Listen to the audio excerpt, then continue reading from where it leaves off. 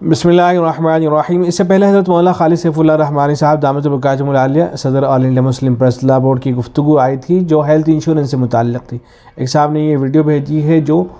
Life insurance سے متعلق ہے۔ اس میں حضرت لائف انشورنس سے متعلق گفتگو فرما رہے ہیں کہ ویسے تو یہ جائز نہیں ہے لیکن کب اس کی اجازت ہو سکتی ہے، تو اس کو سماعت کر لیں تھوڑا سا، پھر اس کے بعد انشاءاللہ اس حوالے سے میں مزید جو اور اہل علم نے جو کچھ لکھ رکھا ہے۔ ایک مسئلہ آج کل بڑا اہم ہو گیا ہے انشورنس کا۔ دیکھیے، لائف انشورنس تو جائز نہیں ہے،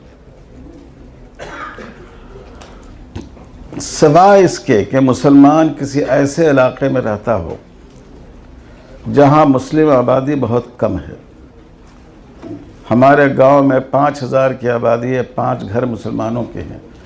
ہر وقت ان کے اوپر خطرے کی تلوار لٹکتی رہتی ہے۔ اس سے پہلے مسلمانوں پر حملے بھی ہوئے ہیں، تو وہاں لائف انشورنس کرانے کی اجازت ہے اپنی زندگی کی حفاظت کے لیے کہ اگر جان جائے گی۔ تو میں یہ کہہ رہا ہوں کہ یہ جو حالات ہیں اس میں علماء نے ہندوستان میں اجازت دی ہے۔ مجلس تحقیقات شرعیہ ندوۃ العلماء لکھنؤ نے، ادارۃ المباحث الفقہیہ جمعیت علماء ہند نے، اسلامک فقہ اکیڈمی انڈیا نے، لیکن یہ نارمل حالات کے لیے نہیں ہے۔ آپ کو ایسا کوئی خطرہ نہیں ہے، آپ مسلم آبادی میں رہتے ہیں ماشاءاللہ، تو لائف انشورنس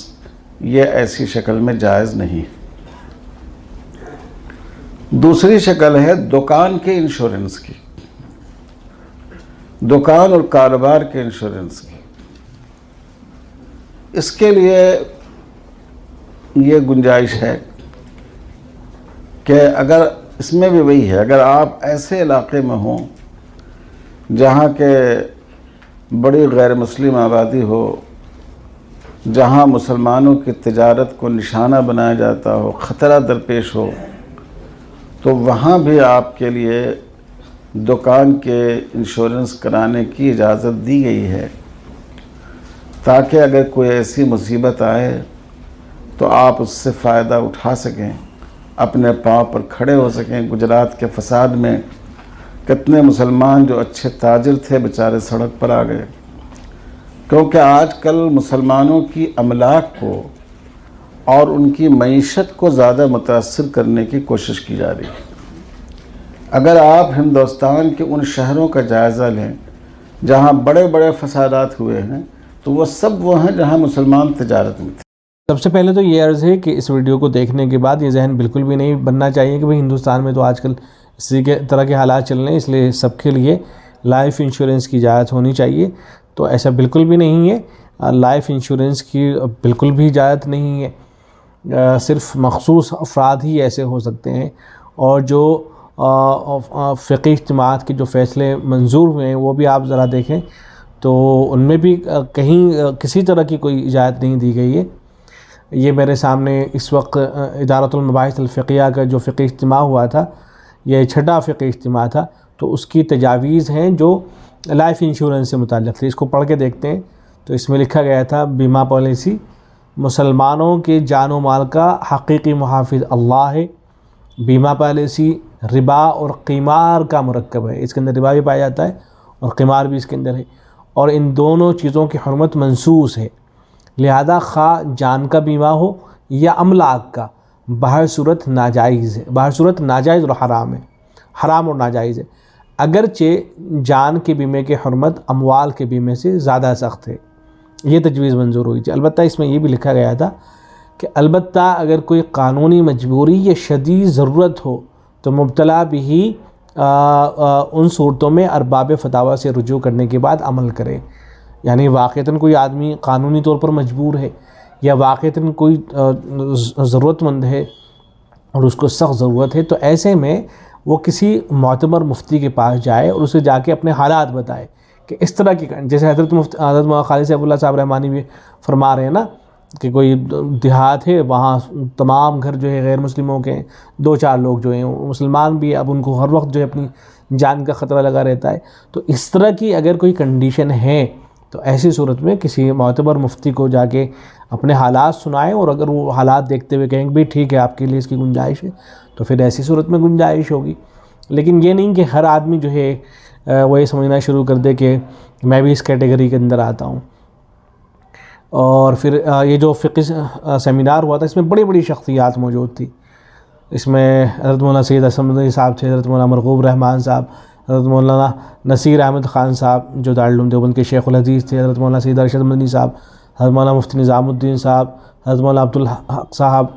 حضرت مولانا نعمت اللہ اعظمی، حضرت مولانا مفتی سعید احمد پالنپوری، حضرت مولانا ریاست علی ظفر بجنوری، حضرت مولانا مفتی ظفیر الدین صاحب، حضرت مولانا مفتی حبیب الرحمان صاحب خیر آبادی، سب جتنی بھی بڑی بڑی شخصیات ہیں دارالعلوم دیوبند کی، مظاہر العلوم سہارنپور کی، اور ایسے ہی ندوۃ العلماء لکھنؤ اور جو ادارے ہیں وہاں کی جو بڑی بڑی شخصیات تھی اس کے اندر شریک تھیں۔ اور تقریباً جو ہے آخری جو اجلاس ہوا جس میں فیصلہ سنایا گیا، اس میں شرکاء کی تعداد 1000 سے زائد تھی۔ تو اس وقت جو ہے یہ تجویز منظور کی گئی تھی۔ یہ تجویز آپ نے دیکھ لی ہے، تو یہ تجویز جو ہے پیش نظر رہنی چاہیے۔ تو یہ تو ہے لائف انشورنس سے متعلق۔ البتہ جو املاک، جو پراپرٹی کا جو انشورنس ہوتا ہے، دکانوں کا انشورنس، بزنس کا انشورنس جو ہوتا ہے، تو اس سے متعلق اہل علم جو ہے وہ اتنی سختی نہیں برتتے ہیں، بلکہ ہندوستان جیسے حالات میں اس کی اجازت دیتے ہیں۔ آپ فتاویٰ دیکھیں تو ان میں آپ کو اگرچہ دیگر بعض اہل علم اس کی بھی اجازت نہیں دیتے ہیں، وہ منع کرتے ہیں، لیکن اس میں اتنی سختی نہیں برتی جاتی ہے۔ بہرحال اس کی اجازت دی جاتی ہے کہ اگر آپ کی اپنی دکان ہے تو اس کی اگر آپ کو لگ رہا ہے کہ اگر خدا نخواستہ فسادات ہو جاتے ہیں تو ایسی صورت میں آپ کی دکان کو بہت زیادہ نقصان پہنچ جائے گا، تو ایسی صورت میں اگر آپ اپنی دکان کا انشورنس کرانا چاہیں تو کرا سکتے ہیں، اس کی گنجائش ہے۔ فتاویٰ قاسمیہ کے اندر لکھا ہوا ہے کہ دکان اور دیگر املاک کی حفاظت کی غرض سے بیمہ کرانا ہندوستان کے موجودہ حالات میں جائز اور درست ہے۔ نیز فسادات کے موقع پر جب فسادیوں کو معلوم ہو جاتا ہے کہ فلاں مکان یا فلاں دکان کا انشورنس ہے، ان کو یہ سمجھ کر نقصان نہیں پہنچاتے ہیں کہ ان کو نقصان پہنچانے سے کوئی فائدہ نہیں، کیونکہ ان کو اس کا بدلہ مل جائے گا، اس لیے دکان اور دیگر چیزوں کا انشورنس کرا لینا جائز ہے۔ نیز فسادات کا خطرہ نہ ہو لیکن دیگر کسی بھی طریقے سے حادثے کا خطرہ ہو، جیسا کہ بجلی گرے، تو ان صورت میں دکانوں کا انشورنس کرانا جائز ہے۔ ایسے ہی جو کتاب النوادل ہے اس کے اندر حضرت مفتی سلمان صاحب منصور پوری دامت برکاتہم عالیہ نے لکھا ہے، ایک سوال کیا گیا تھا کہ مارکیٹ میں سبھی مذاہب والوں کی دکانیں ہیں اور ہماری بھی دکانیں ہیں، فیکٹریاں ہیں، کاروبار کو بڑھانے، باقی رکھنے اور محفوظ رکھنے کے واسطے بینک سے سود لینا اور کاروبار کو اس سے بڑھانا اور چلانا جائز ہے نہیں۔ نیز زندگی بیمہ یا دکان بیمہ کرانا کیسا ہے، جبکہ آئے دن ہندو مسلم تعصبانہ فرقہ وارانہ فساد میں اکثر ہماری دکانیں لوٹی اور جلائی جاتی ہیں۔ تو جواب میں حضرت نے لکھا ہے کہ محض کاروبار بڑھانا اباحت سود کی علت نہیں بن سکتا، بزنس بڑھانے کے لیے تو سود کو جائز نہیں قرار دیا جا سکتا ہے۔ اسی طرح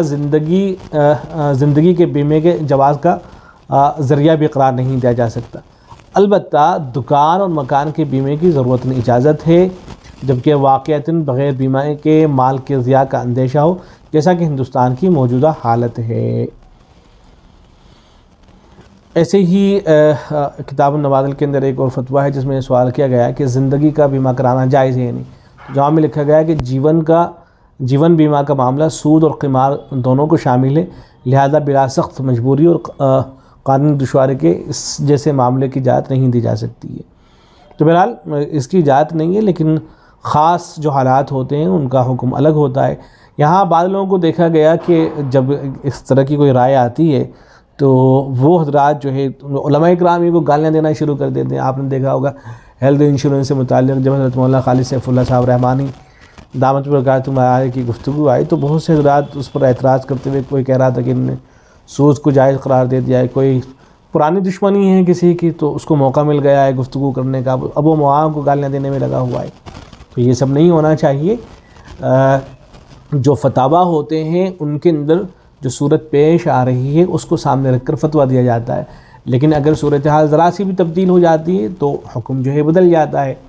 اب ظاہر ہے لائف انشورنس جو ہے عام حکم تو یہی ہے کہ ناجائز اور حرام ہے، لیکن ایک آدمی جس کی زندگی کا مسئلہ کھڑا ہو رہا ہے تو وہاں تو اس کے لیے عام حکم نہیں ہوگا۔ ایسے دکانوں اور مکانوں کا مسئلہ ہے، کہ عام حالات میں تو یہ ہے کہ جائز نہیں ہے، لیکن یہ کہ جب آپ کی دکانیں وغیرہ لوٹی جا رہی ہیں تو وہاں مسئلہ بالکل الگ ہوگا۔ ایسے ہی ہیلتھ انشورنس کی بات آئی تھی، تو ہیلتھ انشورنس میں بھی جو فتاویٰ ہے، عام فتاویٰ، ان کے اندر جو مشہور صورت ہے اس کو سامنے رکھا گیا ہے، لیکن جن حضرات نے اجازت دی ہے تو انہوں نے دوسری شکل کو سامنے رکھا ہے کہ اگر اس میں یہ شکل بن جاتی ہے کہ کمپنی جو ہے اس کو یہ سمجھ لیا جائے کہ وہ ایک سروس فراہم کر رہی ہے، تو ایسی صورت میں اس کے جواز نکالنے کی کوشش کی گئی ہے۔ اور یہ صرف مولانا خالد سیف اللہ رحمانی صاحب نے نہیں بلکہ اور بھی اہل علم ہیں جو اس طرح کی باتیں کرتے ہیں اور اجازت دیتے ہیں۔ تو بہرحال جو علماء ہوتے ہیں ان کے سامنے تو یہ ساری چیزیں رہتی ہیں، تو اب علماء کو گالیاں دینا شروع کر دینا، یہ اس طرح کی باتیں کہنا کہ پہلے ناجائز کہتے تھے اب جائز کہنے لگے ہیں، یا یہ کہنا کہ پہلے تو جائز کہا کرتے تھے اب حرام کہنے لگے ہیں، تو اس طرح کی جو مختلف باتیں بعض رات کرنا شروع کر دیتے ہیں۔ اور جو عوام سمجھدار قسم کے ہوتے ہیں وہ لوگ اس طرح کی باتیں نہیں کرتے ہیں، بلکہ جن کو کوئی مسئلہ ہوتا ہے کسی شخصیت سے وہ اس طرح کی واحیات گفتگو کر رہے ہوتے ہیں۔ بہرحال اہل علم جو کچھ لکھتے ہیں وہ قرآن و سنت کو سامنے رکھ کے ان کو آخرت کی ہی ان کے پیش نظر رہتی ہے، اصل تو دنیا تو پیش نظر رہتی ہی نہیں ہے، تو آخرت کو پیش نظر رکھتے ہوئے اور ایک مسلمان کی زندگی دنیا میں بھی کیسے بہتر ہو اور آخرت بھی اس کی کیسے بہتر سے بہتر ہو سکے، یہ ساری چیزیں ان کے پیش نظر رہتی ہے۔ پھر اسی کے مطابق وہ جو قرآن و سنت کی روشنی میں اور فقہاء نے جو اصول مرتب کیے ہیں ان کی روشنی میں وہ فتویٰ بتاتے ہیں، مسائل بتاتے ہیں۔ ایسا نہیں ہوتا ہے کہ وہ کسی اپنی نفسانی خواہشات پر عمل کر رہے ہوں یا ان کو کوئی فائدہ حاصل ہو رہا ہو، اس بنیاد پر جو ہے کوئی مسئلہ بتا رہے ہیں۔